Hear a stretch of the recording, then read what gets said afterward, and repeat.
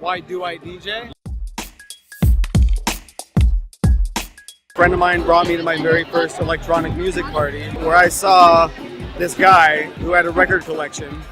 He was just playing songs that he liked for a dance floor full of people, and they were dancing to it and eating it up.